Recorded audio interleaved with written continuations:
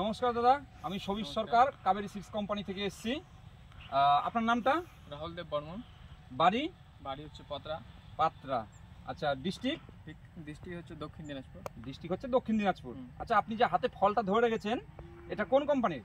এটা কাবেরী অক্সিডি। কাবেরী আকশিরি।